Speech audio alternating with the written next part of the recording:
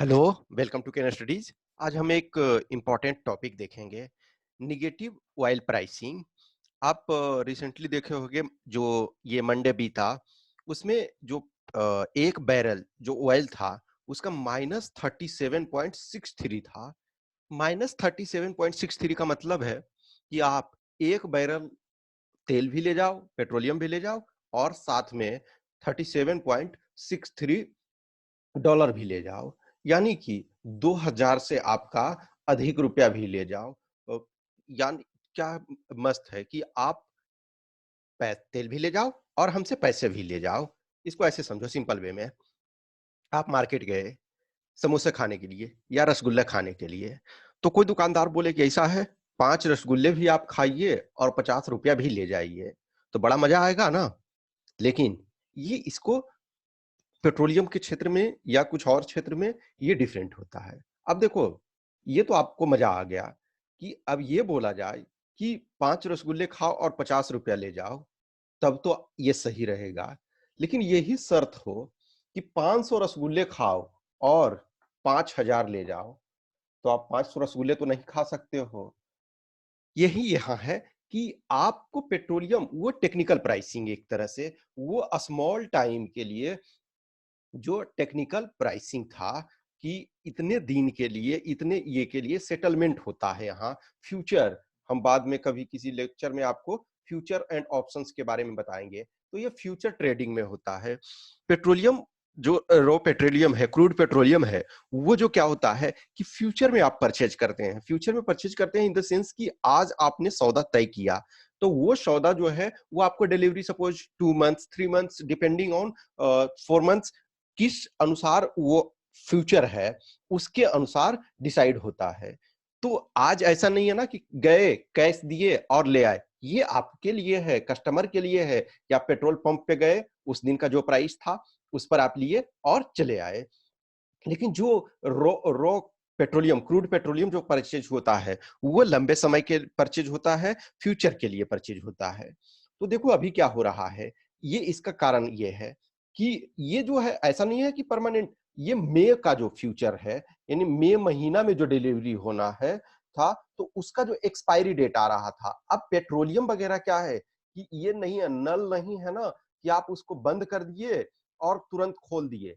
Petroleum जो exploration होता है, तो उसमें इतने इक्विपमेंट्स और ये सारी चीजें लगी होती है कि जो प्रोडक्शन आप कर रहे हो उसको स्लाइटली कम और ज्यादा कर सकते हो, लेकिन रैंडम आप उसको बंद नहीं कर सकते हो। एग्जाम्पल से समझना, आप कभी कभी रेलवे यार्ड में आप देखोगे या स्टेशन वगैरह पे कभी कभी इंजन जो है वो कंटिन्यूअस चलते रहता है। इसका रीजन है कि आप अपनी कार के इंजन तो आराम से बंद कर देते हो, लेकिन रेलवे इंजन चलता रहता है। क्यों? क्योंकि उसको चलते रहने में कम एनर्जी कंज्यूम होगा बनिस्पत कि उसे ऑन और ऑफ करते हो उस फ्रीक्वेंसी में, तो उसमें ज्यादा एक्सपेंडिचर आता है, इस वजह से चलने दिया जाता। सेम सिचुएशन यहाँ है कि पेट्रोलियम का प्रोडक्शन तो जारी है, प्रोडक्शन जारी है, लेकिन आप उसको रखोगे तो कहीं ऐसे ही फेक नहीं दोगे क्योंकि वो पॉल्यूशन होगा। तो ये सारी चीजें हैं कि उसको स्टोरेज कैपेसिटी न होने के कारण, तो हाँ, स्टोरेज कैपेसिटी आप है ही नहीं उपलब्ध, तो आप उसको रखोगे कहाँ? तो इस वजह से ये फॉर स्लाइटली टाइम के लिए ये किया गया कि माइनस में प्राइस चला गया, यानी कि यदि आपके पास स्टोरेज कैपेसिटी है तो आप उसे परचेज करें, ले जाएं। तो वो जिस सेटलमेंट डेट के लिए कि फाइनल सेटलमेंट डेट है कि आज सपोज मई का, आज फाइनल सेटलमेंट डे है और इतना जो पेट्रोलियम प्रोडक्शन है तो वो हमें सेल करना है। अब यही देखो, जो आपका मई वाला जो लास्ट सेटलमेंट था उसमें -37.63 पर बैरल। देखो, for your kind information, one barrel जो 1 बैरल होता है, इसका मतलब होता है आपका एग्जैक्ट जो होता है 158.9 समथिंग, ये होता है 987 समथिंग, जो आपका लीटर, तो यानी कि ये समझ सकते हो 159 लीटर। तो 1 बैरल जो बैरल में होता है, अभी जो जितना भी जैसे है, सपोज अभी जो इंटरनेशनल प्राइस चल रहा है क्रूड पेट्रोलियम का, तो वो आपका बैरल में चलता है तो $20 के आसपास है। ठीक है, तो यानी कि आप उस 20 से बिलो ही हो गया है। तो वो ये जो है एक तरह से ये किसके लिए हुआ है आपका वेस्टर्न टेक्सास इंटरमीडिएट, हम ये आगे देखेंगे। ये पूरे के लिए नहीं, इंडियन बास्केट के लिए नहीं है ये वेस्टर्न टेक्सास इंटरमीडिएट के लिए। यानी इंडिया जो जनरली परचेज करता है वो दुबई और ओमान और आपका ब्रेंट, तो ये हम आगे देखेंगे। लेकिन ये जो है वो वन डे के लिए आपका हुआ था, ऐसा वो सेटलमेंट करने के लिए। तो जब स्टोरेज आपके पास नहीं है, नॉर्मली देखो आईईए जो है इंटरनेशनल एनर्जी एजेंसी, तो वो कहता है कि आपके पास 90 डेज का स्टोरेज होना चाहिए। लेकिन जितने दिन का रख सकते हो उतना आपके पास बार्गेनिंग पावर होता है। तो ये जो आपका है रिपोर्ट राइटिंग इंटरव्यू इंटरव्यू में पूछा जा सकता है, क्योंकि ये इंटरेस्टिंग टॉपिक एक है। और फर्स्ट टाइम आपने अपने लाइफ टाइम में इस ढंग से फर्स्ट टाइम सुना होगा कि ऐसा सिचुएशन आया है। तो ये इंटरव्यू में मोस्ट इंपॉर्टेंट आपका होगा। रिपोर्ट राइटिंग में आपको आ सकता है, आर्गुमेंट राइटिंग में आ सकता है, ऐसे में आपको इसका डायरेक्ट और इनडायरेक्ट आप यूज कर सकते हो। देखो, तो ये इंडिया जो है, इंडिया जो क्या करता है कि ऑलमोस्ट 82% जो है इस अपना जो पेट्रोलियम नीड्स है उसका 82% जो है इंपोर्ट करता है। और जो गैस है वो नेचुरल गैस जो है एलएनजी जो जिसका कहते हो लिक्विफाइड नेचुरल गैस, वो अपनी जरूरत का 42% जो है इंपोर्ट करता है। अब देखो, हमारा जो स्ट्रेटेजिक स्टोरेज कैपेसिटी है, ये फर्स्ट फेज में 3 जगह ये बनाया गया। मैंगलोर, आपका मैंगलोर कर्नाटक में है, विशाखापट्टनम आंध्र प्रदेश और पादूर पादूर कर्नाटका में है। तो ये इन 3 जगह में स्टोरेज कैपेसिटी डेवलप किया गया। तो इसमें क्या है, 10 डेज के लिए हमारे पास स्टोरेज कैपेसिटी है कि 10 डेज जितना हम पेट्रोलियम यूज कर रहे हैं उसका 10 डेज का स्टोरेज हमने इन 3 जगह में फर्स्ट फेज में बना रखा। सेकेंड फेज में जो है वो 2 जगह ये किया गया। एक पादूर चंडीखोल चंडीखोल आपका उड़ीसा में है और पादूर कर्नाटका में है। तो ये सेकेंड फेज में इसमें जो है 12 डेज का स्टोरेज किया जा रहा। तो टोटल ये हो गया आपका 22 डेज स्टोरेज। और जो आपके पेट्रोलियम रिफाइनरीज हैं, जैसे आपका ये हो गया जामनगर रिफाइनरी है और बहुत सारे रिफाइनरीज हैं, तो उन लोगों के जैसे भारत सरकार के भी अपने हैं और प्राइवेट सेक्टर में भी है, तो ये मिलाकर के 65 डेज ये रखते हैं। तो 65 और 22 और प्लस 65 यानी कि हमारे पास 87 डेज का स्टोरेज कैपेसिटी है। और जो इंटरनेशनल एनर्जी एजेंसी जो रिकमेंड करता है कि 90 डेज का स्टोरेज होना चाहिए फॉर इट्स मेंबर्स। लेकिन देखो, इंडिया जो है फुल मेंबर नहीं है। जो आईईए है, इंटरनेशनल एनर्जी एजेंसी, तो इसके जो है 30 मेंबर्स हैं। और इंडिया जो है, इंडिया एसोसिएट मेंबर है। इंडिया जो है एसोसिएट मेंबर है, क्योंकि देखो इंडिया चाइना ये सब जो है ये one of the largest consumer है। इनफैक्ट इंडिया जो है, अब पहले यूएसए बहुत बड़ा ऑयल का इंपोर्टर था, लेकिन यूएसए में अब अपना पेट्रोलियम मिल गया है बहुत ज्यादा और सेल गैस। तो अब क्या करता है कि यूएस इनफैक्ट नेट इंपोर्टर की जगह अब बहुत सारी चीजें एक्सपोर्ट करने लगा है। तो इंडिया, चाइना ये सब मेजर प्लेयर है। तो इंडिया और चाइना मेंबर्स न होने के बावजूद आईईए के एसोसिएट मेंबर हैं। एक और चीजें, तो 30 मेंबर आईईए के हैं। इसका इस्टेब्लिशमेंट जो हुआ वो 1974 नवंबर 1974 में हुआ।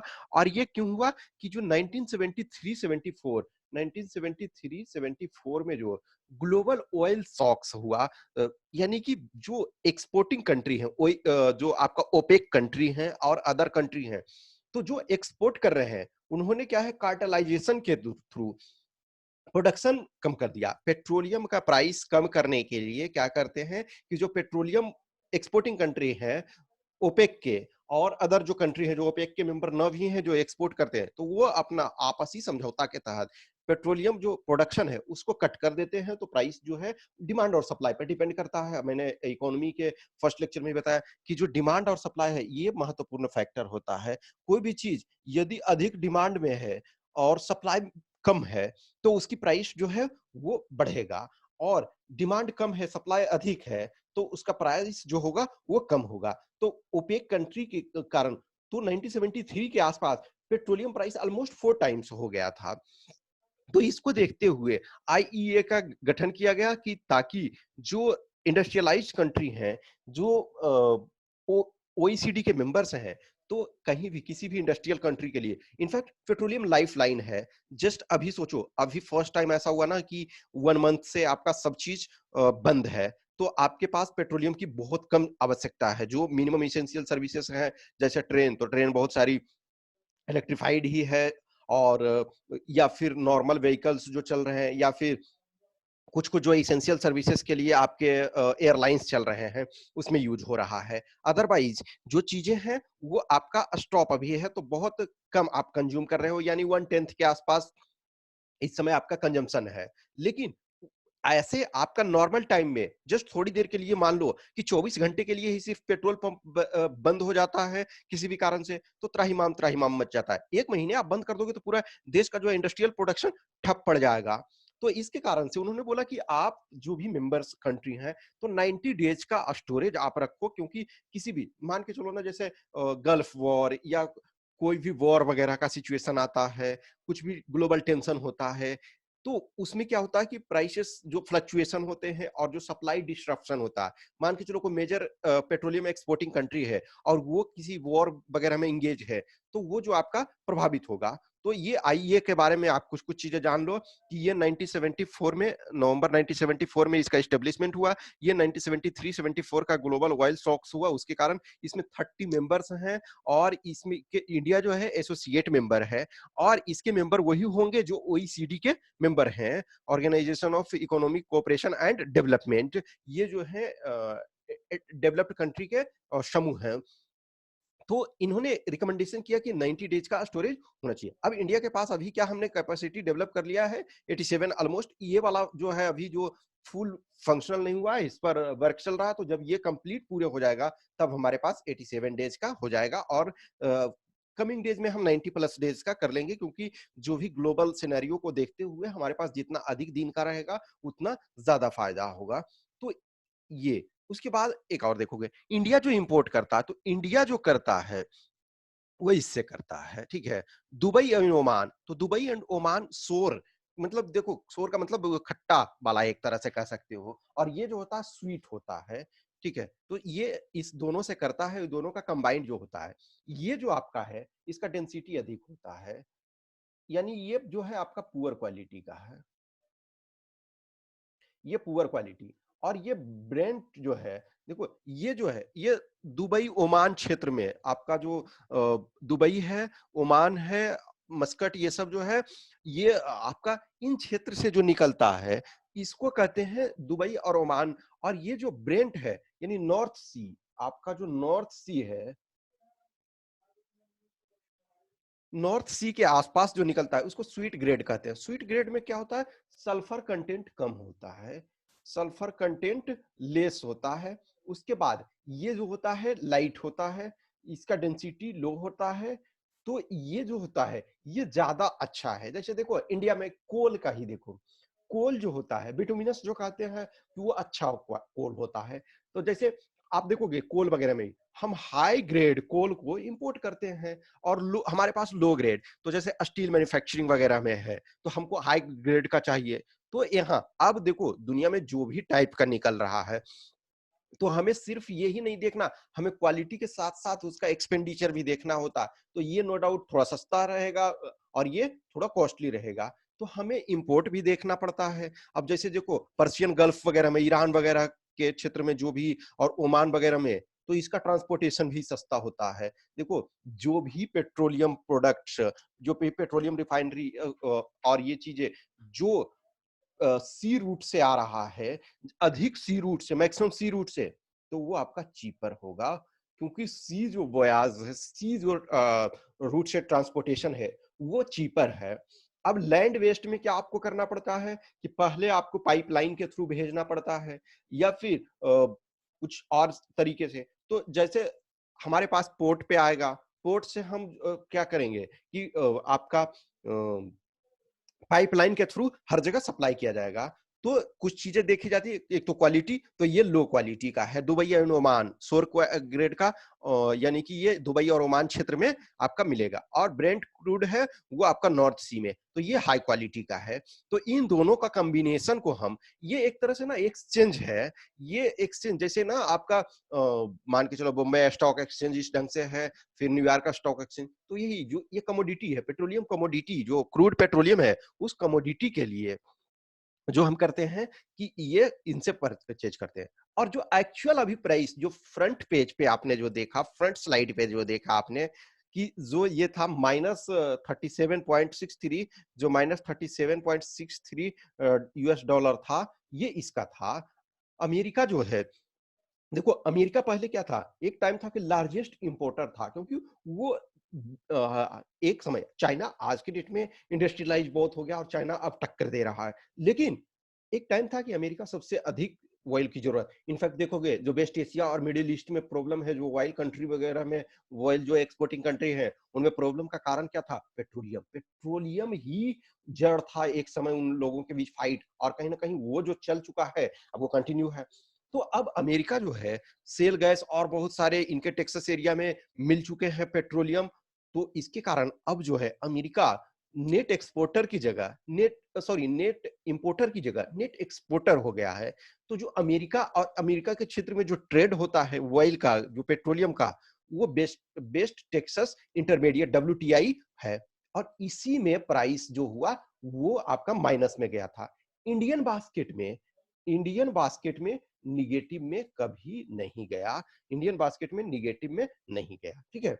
तो निगेटिव का ये मतलब हुआ कि आपके पास स्टोरेज कैपेसिटी नहीं है, और प्रोडक्शन को तो आप जारी रखेंगे, प्रोडक्शन को इसमें स्विच की तरह ऑन और ऑफ नहीं कर सकते हैं, इसमें हाई कॉम्प्लिकेटेड प्रोसेस होता है, वन टाइम आपने प्रोसेस को स्टॉप कर दिया, फिर उसको स्टार्ट करने में बहुत चैलेंज होता है।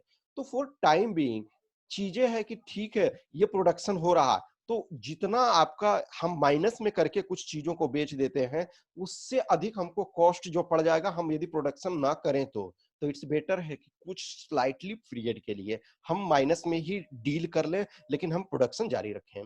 तो इंडियन केस में पॉजिटिव में ही हमेशा प्राइस रहा। हाँ, इस समय पेट्रोलियम की प्राइसिंग जो है, जो इंटरनेशनल प्राइसिंग है वो कम है, लेकिन जो इंडिया में पेट्रोल डीजल की प्राइस बहुत ज्यादा कम नहीं होगा, क्योंकि उसके अलग प्रोसीजर हैं, प्राइसिंग वगैरह अलग है, उसका मैं किसी और वीडियो में देखूंगा कि पेट्रोलियम की प्राइसिंग कैसे डिटरमाइंड होती है इंडिया के केस में, सारी चीजें कंपोनेंट्स जो है वो हम बाद में देखेंगे। फिर उसके बाद जो है हमको जो फायदा होना चाहिए था वो बहुत अधिक नहीं हुआ, क्योंकि हमारा जो रूपी है वो डेप्रिसिएट उस रेशियो में करा, तो हमारा उस चीज का फायदा नहीं हुआ। तो होप आप ये चीजें समझ गए कि ये क्यों हुआ, क्योंकि फ्यूचर में आप ट्रेड करते हो, तो फ्यूचर एंड ऑप्शंस वगैरह क्या हैं ये चीज भी मैं आगे आपको एक्सप्लेन कर दूंगा। इसमें यदि आपको कुछ भी समझने में कोई दिक्कत हुआ है तो आप क्वेश्चन आप पुट कर सकते हो, आप कमेंट बॉक्स में डालो, ताकि हम फिर से उस चीज को फिर से नेक्स्ट वीडियो बना करके उसमें हम क्लियर आपको कर दें। यदि अच्छा लगता है तो लाइक करें, कमेंट करें और अपने दोस्तों के साथ शेयर करें और हमारा चैनल को सब्सक्राइब करें। Thanks for watching this, have a nice day.